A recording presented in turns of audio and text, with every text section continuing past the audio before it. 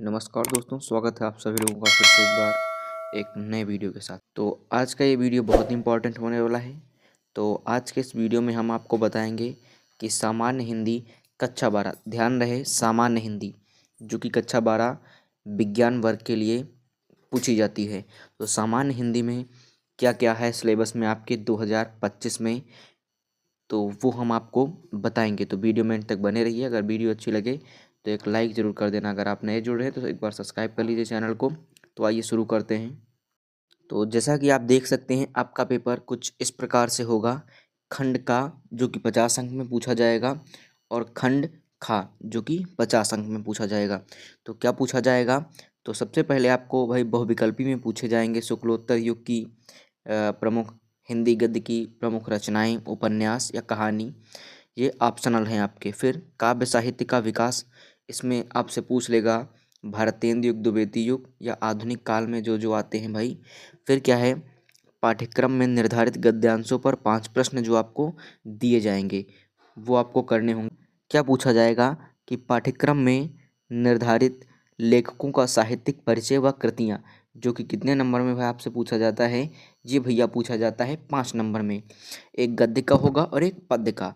इतना क्लियर हुआ कि पाठ्यक्रम में निर्धारित कहानियों का सारांश व उद्देश्य, जो कि आपके बुक में कहानियाँ दी हुई हैं, जैसे कि मैंने वीडियो बनाया है, पंचलाइट है, बहादुर है।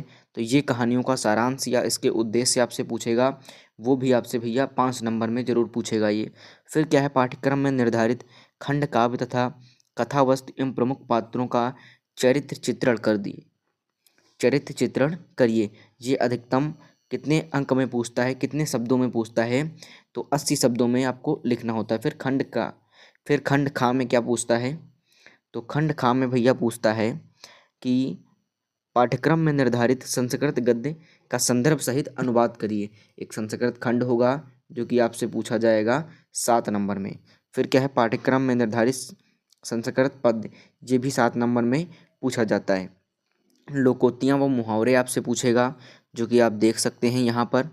ये आपका ग्रामर पोर्शन से पूछेगा। और अब ये पिछले 1 या 2 साल से पूछ रहा है अपठित गद्यांश, जो कि 5 नंबर में पूछा जाता है। तो ये आपको बिना आपकी किताब से, यानी विदाउट सिलेबस आएगा, तो वो आपको पढ़ के उसके आंसर देने होंगे।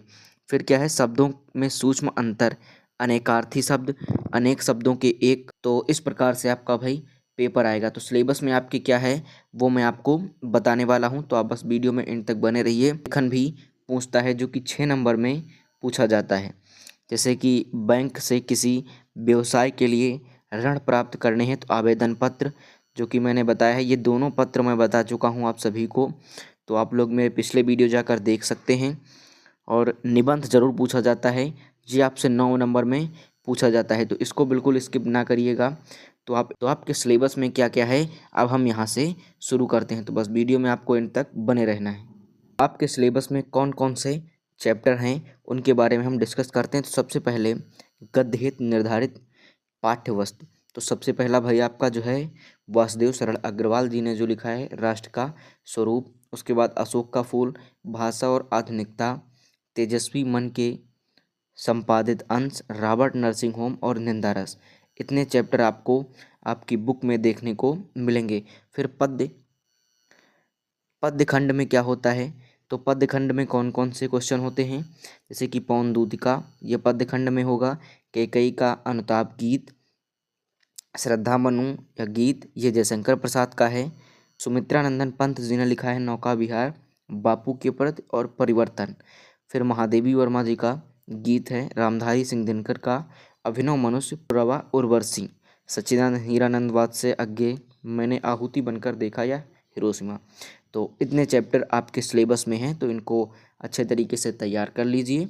और मैंने इनके जो लेखक हैं, इनके जीवन परिचय जो इम्पोर्टेंट हैं बताए हैं, तो आप मेरे वीडियो देख सकते हैं पिछले। फिर क्या भाई, खंड ग्रामर पोर्शन में क्या क्या पूछा जाता है? बहादुर कहानी, लाठी, पंचलाइट और ध्रुव यात्रा। तो ये तैयार कर लीजिए, इनका सारांश, इनका उद्देश्य क्या है कहानी का। फिर यहाँ से आप देख सकते हैं कि मुक्त यज्ञ लेखक सुमित्रा नंदन पंत, यानी आप चाहें तो इसका एक बार स्क्रीनशॉट ले सकते हैं। तो जो इम्पोर्टेंट चीज़ें थी वो मैंने आपको बता दी। और संस्कृत खंड में जो आपसे पूछा जाएगा वो बस इतने आपके जो पाठ्य वस्तु निर्धारित हैं, आप इसको अच्छे तरीके से तैयार कर लीजिए, क्योंकि आपको अगर रास्ता नहीं पता है तो आप मंजिल तक कैसे पहुंच सकते हैं।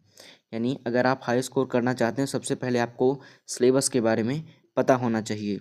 तो ये आपको सिलेबस मैंने बता दिया है, तो इसी प्रकार से आप अपनी तैयारियां करें। तो आई होप आप सभी लोग समझ गए होंगे। तो आज के लिए इतना ही, मिलते हैं आपको अगले वीडियो में, तब तक के लिए राधे राधे, जय श्री कृष्णा।